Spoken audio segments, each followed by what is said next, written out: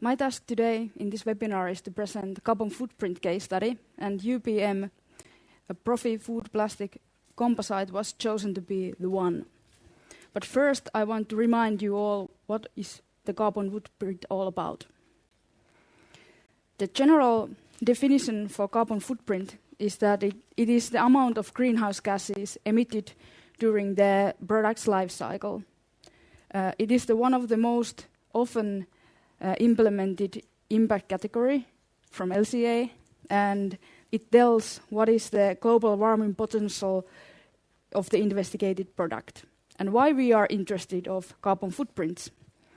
First, they help us to investigate from where and how much we can cut down our greenhouse gases from the supply chain. They help to recognize the hotspots and to set reduction targets. Secondly, they provide valuable information from the supply chain of a product and can be used as a tool, for example, in process development, in responsible procurement, or, for example, sustainable supply chain development processes or for purposes. Thirdly, they give an indication that you are really committed to reducing your impact to the climate change, and they help to answer the customer demand. And at the same time, they create a general awareness at the climate change related information of your product. Now we know what is carbon footprint, and it's time to present the case study. So UPM ProFi is a wood plastic composite, and it usually is typically used as a flooring or facade material. And on the right side you can see one example of this. There are two raw materials in ProFi, or two main raw materials. The first one is paper and plastic waste, or more or less a manufacturing surplus from a UPM's label stock production sites. And the second one is a primary polypropylene plastic. Notable fact is that the content of label stock waste is always over 50% of the mass. So the ProFi is produced mainly from recycled material. And at the end of life, it could be disposed by incineration or by recycled back into the similar ProFi products.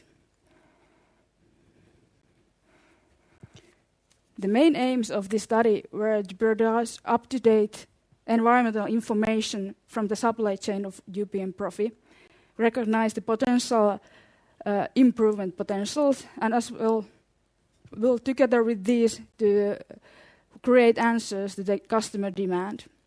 And there are two production sites in Europe, one in Finland and one in Germany.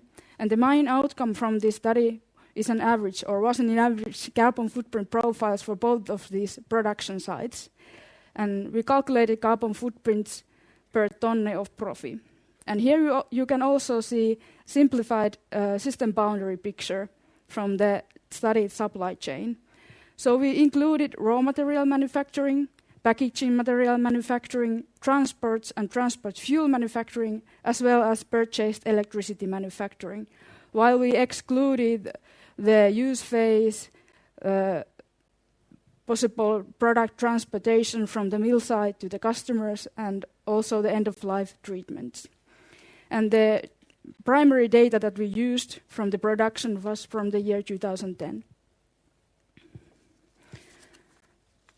And the overall result was that the carbon footprint of ProFi is 716 kilograms carbon dioxide equivalents per tonne for Lahti, and 864 kilograms carbon dioxide equivalents per tonne for Bruksal. And it was noted that the polypropylene was the most significant single contributor to the overall results. And from the picture you can also see that the label stock waste didn't get any kind of carbon footprint, and the reason for that is that it was considered as a waste in this supply chain, and it didn't have any kind of embodied environmental burden from the previous life cycle. It was also noted that the carbon dioxide was the main greenhouse gas from the whole supply chain, it contributed over to 88% of all greenhouse gases, or the impact of all greenhouse gases. And even though there were slight differences in production processes, in supply chains, and also in purchased electricity, still the results turned to be quite similar for both of the production sites, as you can also see from the picture. And because the applied LCA data for electricity was insufficient or incomplete, a sensitivity analysis was carried out. And this was done in order to evaluate the effect of the missing data in the analysis. The outcome from this sensitivity analysis was that the increase in overall impact was less than 5% for Lahti and a little bit over 5% for Bruksal. So it was only a minor change in the overall impacts. And what does this mean in practice?